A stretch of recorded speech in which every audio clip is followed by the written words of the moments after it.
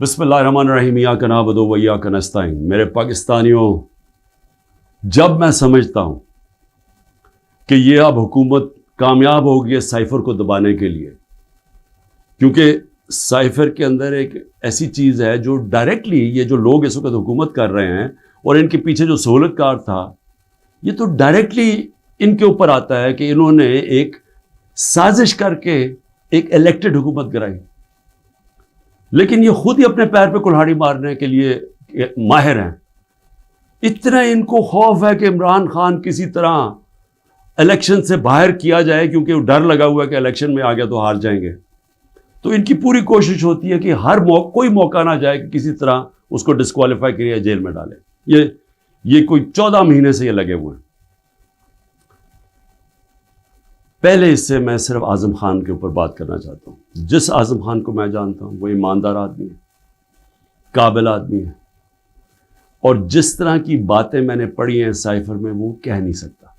جب تک میں اعظم خان کے منہ سے نہیں سنوں گا میں مانوں گا نہیں، کیونکہ اس میں یہ کئی باتیں حقیقت کے ساتھ نہیں ہیں، یا تو زبردستی سے اسے کروایا گیا ہے، کیونکہ زبردستی تو اس وقت ساری 2 پارٹیز بنا دی ہیں۔ زبردستی میں لوگوں کے اوپر بندوق رکھ کے کہ جی آپ اس پارٹی میں جائیں، اور بندوق کر کے دوسری پارٹی میں جائیں، ان کے ہی بیچاروں کا بیڑا غرق کر کے رکھ دیا اس میں۔ اور پھر جو ہمارے لوگوں کو جو زور ڈالا ہوا ہے پارٹی چھوڑو، بیچارے جیلوں میں ہمارے لوگ پڑے ہیں، عورتیں پڑی ہوئی ہیں، ان کو بس صرف کہیں کہ جی آپ عمران خان کے خلاف وعدہ معاف گواہ بن جائیں، یہ وہ بنتے ہیں تو آپ چھٹ جائیں گے، اور یا پھر کہ جناب آپ کھڑے ہو کے جا کے وہ ٹی وی پہ کہیں میں پارٹی چھوڑ رہا ہوں۔ یہ اس طرح کی اس وقت جو ہم تماشا دیکھ رہے ہیں وہ اس طرح کا چل رہا ہے، تو میں نہیں مانتا کہ اعظم خان نے کئی باتیں اس میں سے کہی ہیں اور کئی سچ بھی ہیں، لیکن سائفر تھا کیا؟ 6 مارچ کو 2022 6 مارچ میٹنگ ہوتی ہے۔ پاکستان کا ایمبیسڈر اسد مجید اور امریکہ کا جو under secretary of state Donald Lu, Washington میں میٹنگ ہوتی ہے، آفیشیل میٹنگ ہوتی ہے۔ آفیشیل میٹنگ کا مطلب کہ دونوں طرف نوٹ لے رہے ہوتے ہیں اس میٹنگ کے۔ اس میٹنگ کے بعد ایک سائفر کا مطلب ہوتا ہے ایک خفیہ ایک کوڈ کے اندر میسج بھیجی جاتی ہے، جو کہ ساری دنیا میں آپ کے جو ہمارے جو ایمبیسڈرز ہوتے ہیں وہ ساری دنیا میں ہر ملک کے ایمبیسڈر اپنے فارن آفس کو خفیہ میسیجز بھیجتے ہیں، جس کو سائفر کہتے ہیں۔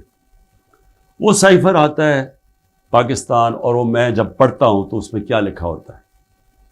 سائفر میں 2 مین چیزیں ہیں، باقی تو اور بھی چھوٹی موٹی چیزیں ہیں۔ سب سے بڑی چیز لکھی ہوتی ہے کہ جی عمران خان کو آپ نے عدم اعتماد کی ووٹ میں پاکستان کے پرائم منسٹرشپ سے ہٹانا ہے۔ اور ایک اور چیز لکھی ہوتی ہے کہ عمران خان نے اکیلا فیصلہ کیا کہ روس جانے کا۔ آپ کو پتہ ہے روس، اور تب تک جنگ شروع ہو چکی تھی روس کی یوکرین میں، تو عمران نے اکیلے نے فیصلہ کیا، جبکہ اسد مجید ہمارے ایمبیسڈر کہہ رہے ہیں کہ نہیں، عمران خان نے اکیلا فیصلہ نہیں کیا، یہ سب سٹیک ہولڈرز نے مل کے فیصلہ کیا تھا۔ لیکن جس طرح وہ بات کرتا ہے، اسد مجید، سلام کرتا ہوں میں اپنے ایمبیسڈر کو، وہ کہتا ہے اس کے بعد جو مجھے میسج کہ ان کے خلاف آپ کو پروٹیسٹ کرنا چاہیے، ڈیمارش کرنا چاہیے کہ اس نے بڑی غلط زبان استعمال کی ہے۔ غیرت مند ڈپلومیٹ ہمارا، لیکن وہ غیرت یہاں نہیں جاگتی جب وہ یہاں پہنچتا ہے۔ سائفر جاتا ہے آرمی چیف کے پاس بھی، فورن آفس میں بھی، میرے پاس بھی آتا ہے۔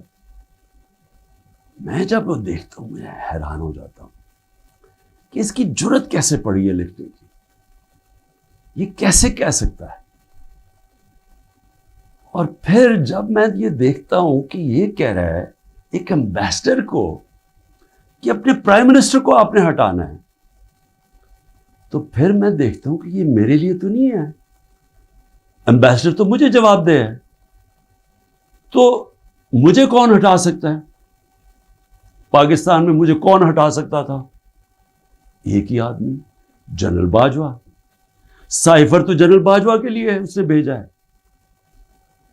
تو مجھے وہاں سے پہلے سے ہوتا ہے کہ اب تک ہمیں لوگ کہہ رہے ہیں، مجھے خبریں آتی رہتی تھیں کہ جناب فیصلہ ہو گیا آپ کی گورنمنٹ ہٹانے کو، مجھے رپورٹ آ رہی رہتی ہے, IB والے مجھے آ کے بتاتے تھے کہ جی دیکھیں شہباز شریف کی خفیہ میٹنگز ہو رہی ہیں, بیچ میں ان کے لوگ پڑے ہوئے ہیں, جنرل باجوہ کی کوئی فادر ان لا ان کے گھر میٹنگز ہو رہی ہیں. یہ ساری مجھے خبریں آ رہی تھیں.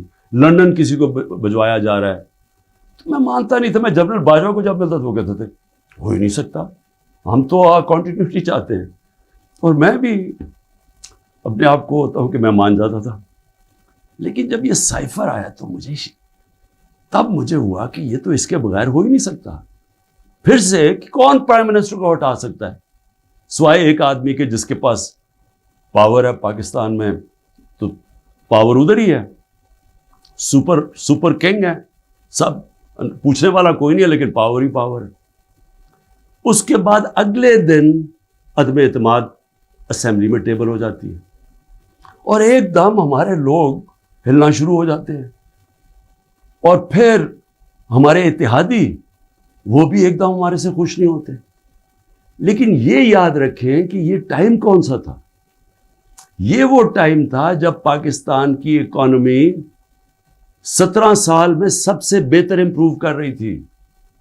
اکنامک سروے اٹھا کے دیکھ لیں آپ, سارے اکنامک انڈیکیٹرز دیکھ لیں, ہم بڑے مشکل وقت سے نکلے تھے. بینکرپٹ اکانومی ملی, 2 سال کرونا آ گیا. دنیا نے تعریف کی کہ پاکستان وہ ملک ہے جو ٹاپ 3 ملک ہے جنہوں نے سب سے بہتر کرونا, اتنی بڑی وبا, اتنے بڑے کرائسس سے ڈیل کیا. جبکہ ہندوستان میں تباہی آئی, ایران میں تباہی آئی, ساتھ والے ملک. پاکستان کی تعریف دنیا کرتی تھی. وہ ایک امریکہ کے اندر جو فائنینشیل ایڈوائزر تھا ٹرمپ کا, میرا وہ کہتا ہے کہ اگر پاکستان کا جس طرح کرونا پہ پاکستان نے ڈیل کیا, اگر امریکہ کرتا تو 10 کھرب ڈالر کا امریکہ کو بچتا تھا. تو ادھر سے نکلے, اکانومی گرو کر رہی ہے, انڈسٹری گرو کر رہی ہے. تو ایک دم یہ عدم اعتماد کدھر سے آ گئی. تو جس کو میسج دی تھی اس نے اپنا کام شروع کر دیا, ایجنسیز نے کام شروع کر دیا, ہمارے لوگوں کو میسیجز آنی شروع ہو گئی کہ جناب ISI کے لوگ ایکٹیو ہو گئے. مجھے جب آیا, میں جنرل باجوہ کے پاس گیا, میں نے کہا آپ کا لاہور والا جو آدمی ہے وہ ہمارے MNS کو کہہ رہا ہے کہ ہم نے ہاتھ اٹھا لیا ہے, اب آنے والی گورنمنٹ دوسری ہے, یہ شہباز شریف کی. میں جنرل باجوہ کو وہ اچھا اس نے کہا ہے, میں ابھی اسے فارغ کرتا ہوں. تو یہ ڈرامے ہمارے سے ہوتے رہے, پیچھے سے پورا پلان بنا ہوا تھا. اچھا میں نے پہلے تو میں یہ کہوں کہ مجھے اتنا شرم آئی, مجھے پاکستانی ہوتے ہوئے میں آپ کو سچ بتانا چاہتا ہوں, مجھے شرم آئی کہ اس کی جرت کیسے ہوئی کسی چھوٹے ایک آفیشل کی کہ جو ہمیں اتنی بڑی دھمکی دے دے اور ایمبیسڈر کے ذریعے میسج بھجوائے کہ پرائم منسٹر کو ہٹا دو. لیکن اس کی غلطی نہیں تھی. شرم یہاں نہیں آ رہی تھی.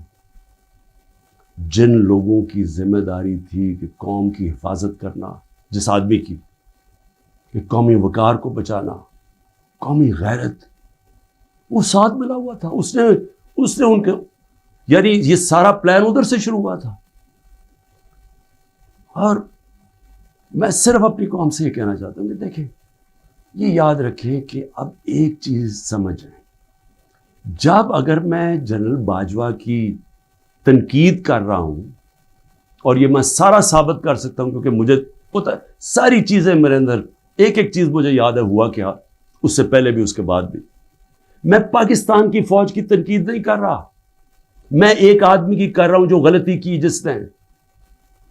یہ ہم بہت بڑا ظلم کر رہے ہیں اپنے ملک سے کہ ہم جنرل فیصل نصیر, مجھے پہلے سے پتا تھا کہ میرے اوپر, میں 6 ہفتے پہلے سے لگا ہوا تھا کہ مجھے انہوں نے قتل کرنے کی کوشش کر رہی ہے اور دینی انتہا پسند کے نام. میری جلسوں کے اندر تقریریں تھیں.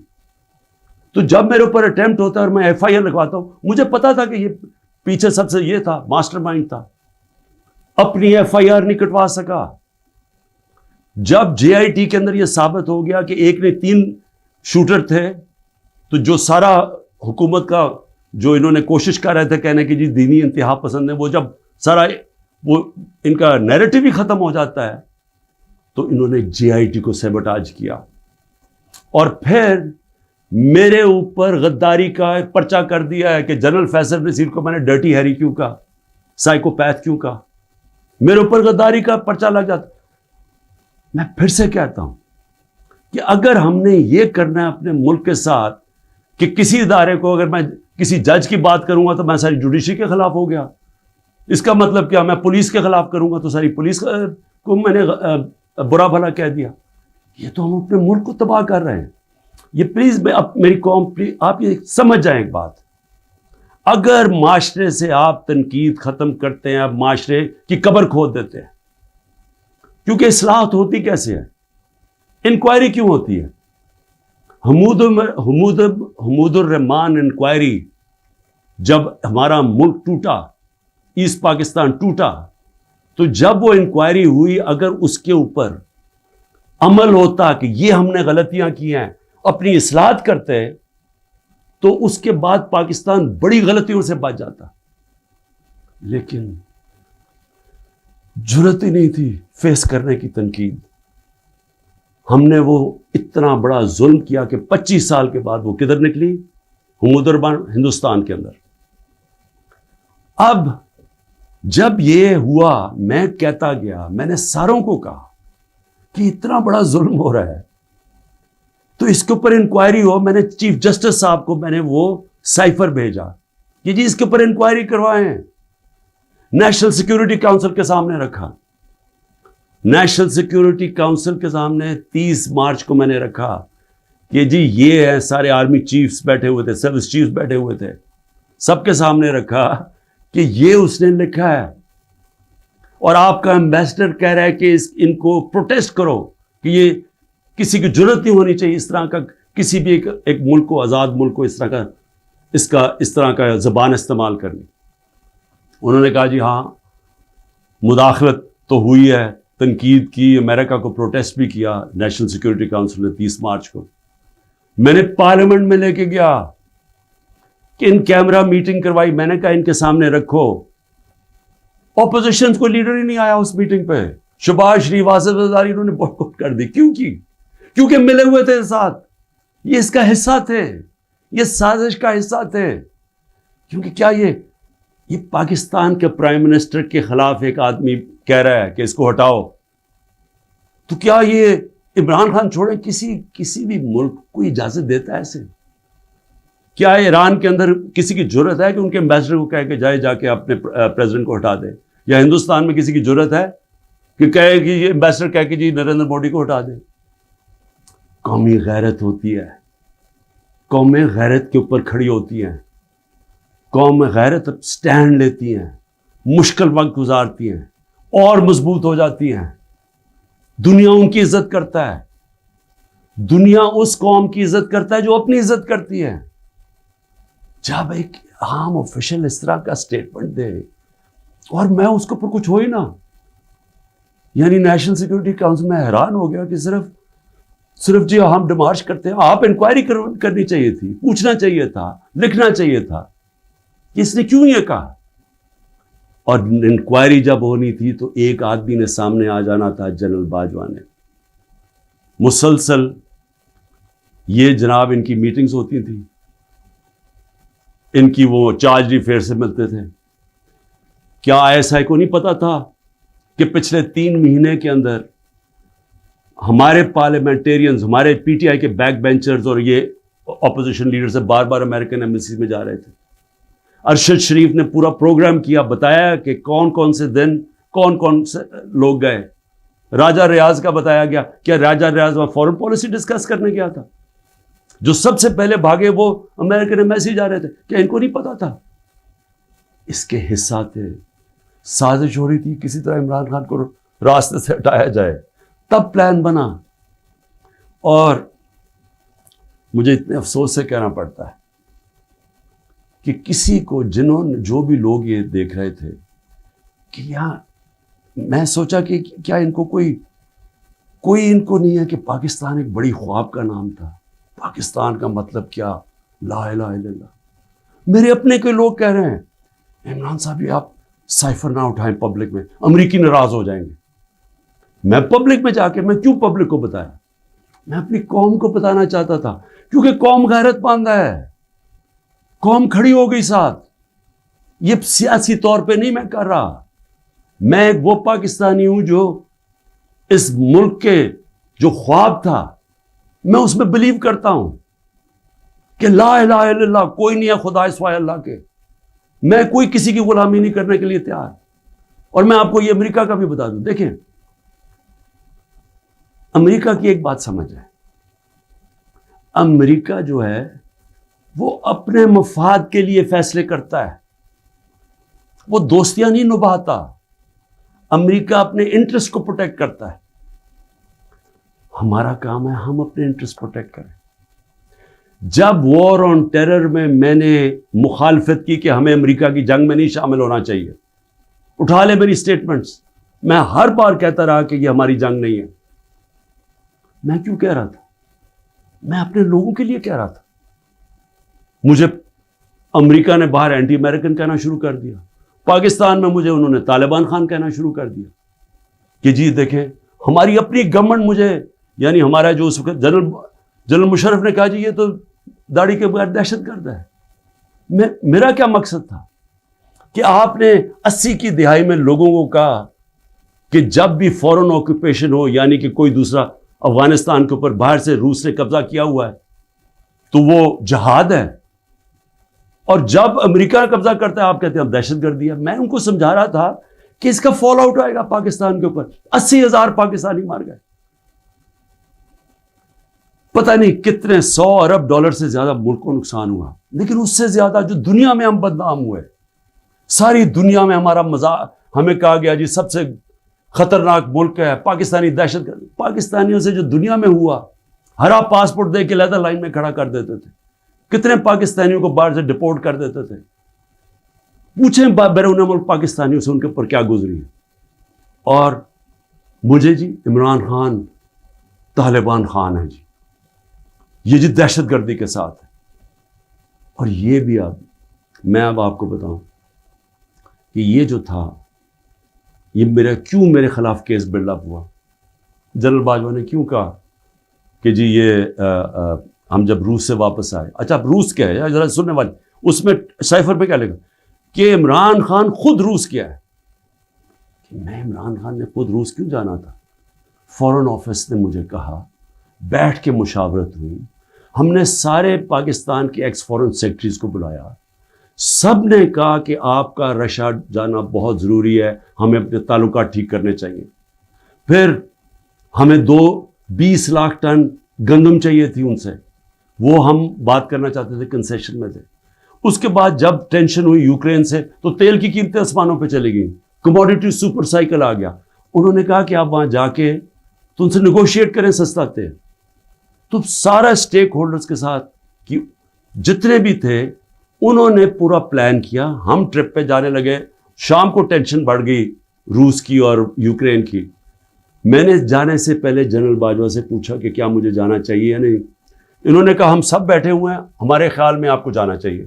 تو سب سے پوچھ کے میں روس گیا، میں اپنی ذات کے لیے تو نہیں گیا۔ تو واپس آیا تو جناب جنرل باجوہ نے اس کے 2 دن بعد کہ جی مذمت کرو کہ جو روس چلا گیا وہاں۔ فورن آفس بھی بیٹھا، ہمارے مین لیڈرز بیٹھے ہیں، ہم نے کہا کہ ہندوستان تو مذمت نہیں کر رہا، وہ تو ان کا اسٹریٹجک ایلائی ہے، وہ تو نہیں کر رہا، ہم کیوں کریں؟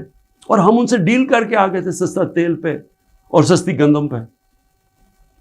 اس کے بعد جا کے ایک نیشنل سیکیورٹی کا سیمینار ہو رہا ہے، جنرل باجوہ بیٹھ کے کہتا ہے جی عمران خان ہم روس کی سخت مذمت کرتے ہیں، گورنمنٹ کی پالیسی کے خلاف جا کے اسٹیٹمنٹ دے دیتا ہے۔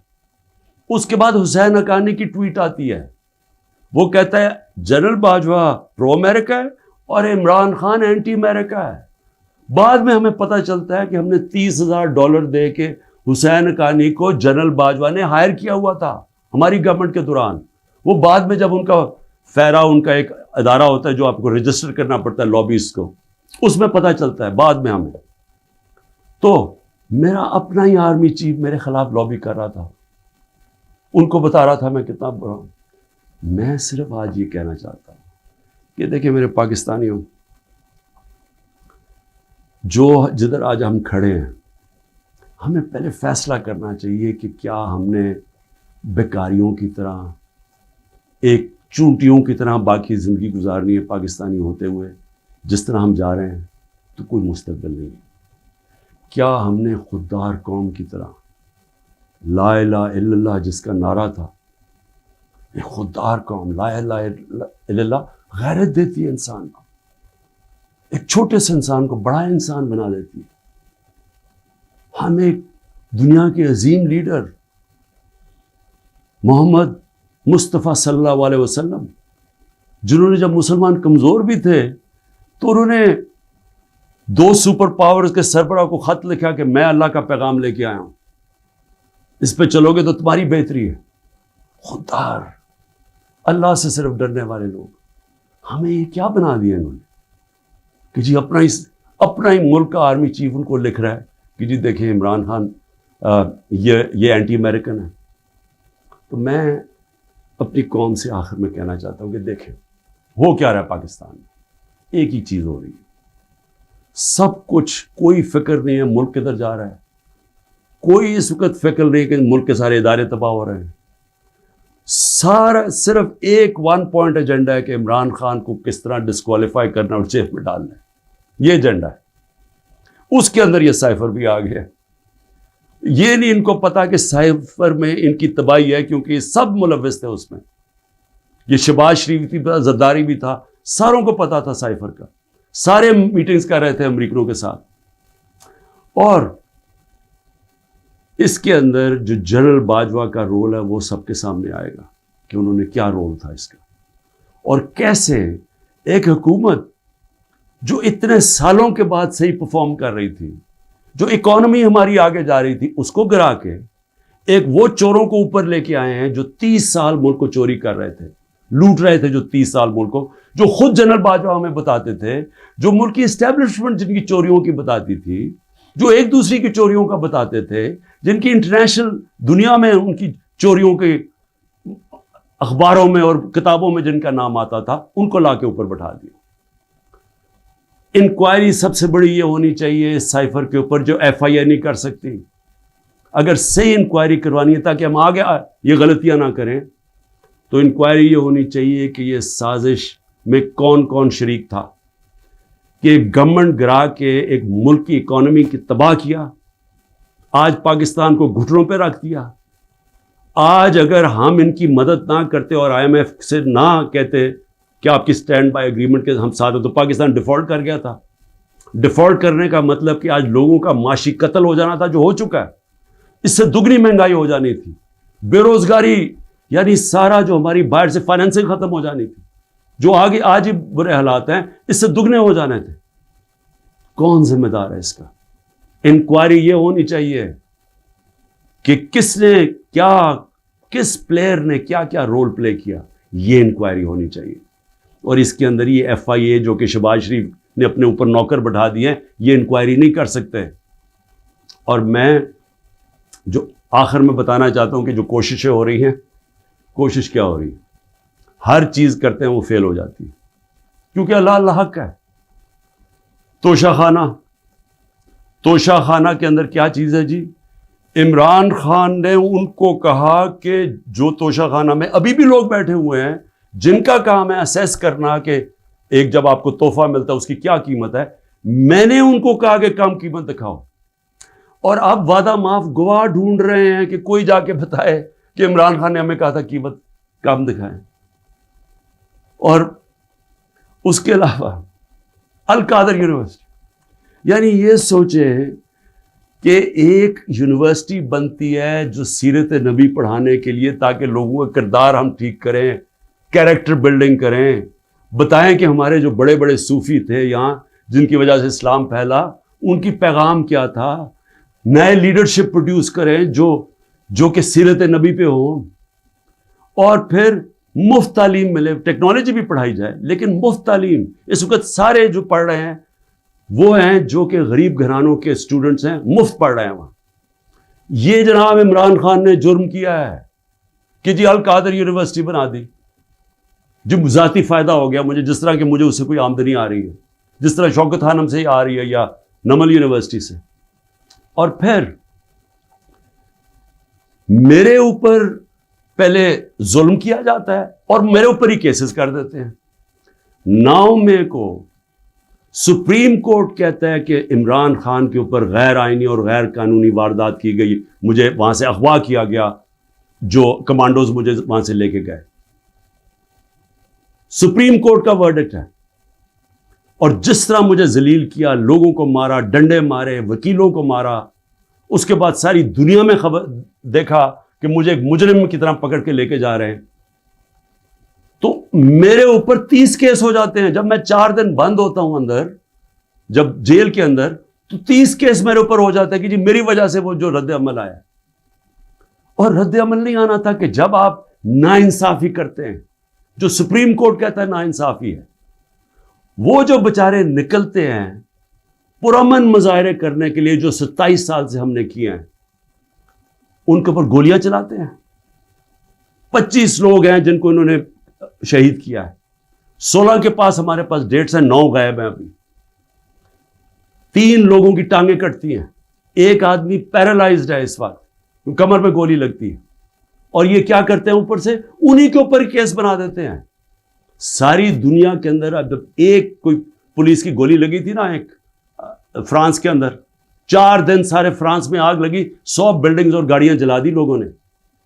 تو کوئی پوچھ نہیں رہا کہ آپ پاکستانی نہیں تھے. اور 100 لوگوں کو گولیاں اور لگتے ہیں، اور جن کو ایک کو جس کو گولی لگتی ہے، ٹانگ کٹ جاتی ہے، اس کو پکڑ کے جیل میں ڈال دیتے ہیں. یہ کسی ملک میں اس طرح ہوتا ہے؟ یہ ظلم ہوتا ہے. اور پھر ضلع شاہ کا قتل ہوتا ہے، عمران خان کے اوپر قتل کا کیس ڈال دیتے ہیں. بعد میں جب پتہ چلتا ہے تشدد ہوا اس کے اوپر 26 جگہ، تو پھر کہتے ہیں ایکسیڈنٹ میں، پھر بھی میرے پہ کیس ڈال دیتے ہیں. کوئٹہ کے اندر ایک سارے کوئٹوں کا پتہ ہے، ذاتی دشمنی پہ ایک وکیل مارا جاتا ہے، عمران خان کے اوپر 302 قتل کیس ہو جاتا ہے. میں سوال یہ پوچھتا ہوں کہ کیا قوم یہ ناانصافی نہیں دیکھ رہی؟ اور یہ جو نظام آپ کر رہے ہیں، یہ سمجھ رہے ہیں کہ یہ بہت بڑا کوئی ڈنڈے مار کے اور خوف سے لوگوں کو اپنی طرف لے آئیں گے، یا لوگ ووٹ کسی اور کو دے دیں گے. یہ انسان ہے، یہ بھیڑ بکریاں نہیں ہیں. اور اس کے اوپر، اس نظام کے اوپر جو حضرت علی کا قول ہے وہ غور سے سن لیں. کفر کا نظام چل جائے گا، لیکن ظلم اور ناانصافی کا نظام نہیں چل سکتا. حکومتیں چلتی ہیں اخلاقی قوت پہ. ڈنڈے مار کے جانور چلتے ہیں، ڈنڈے مار کے نہیں چلوا سکتے آپ لوگوں کو. لوگوں کو اگر آپ یہ سمجھتے ہیں کہ اس کی ظلم کی وجہ سے یہ چوروں کو تسلیم کر لے گی قوم، جو 30 سال سے ملک کو لوٹ رہے ہیں، جن کے پیسے باہر پڑے ہیں، جن کی سارا یہ جیسے انہوں نے اقتدار سے لے کے پھر باہر بھاگ جانا ہے، تو اگر یہ سمجھتے ہیں کہ لوگ اس خوف کی وجہ سے ان کو تسلیم کر جائیں گے، مجھے ترس آ رہا ہے ان لوگوں کے اوپر جن کی یہ سوچ ہے. پاکستان زندہ باد.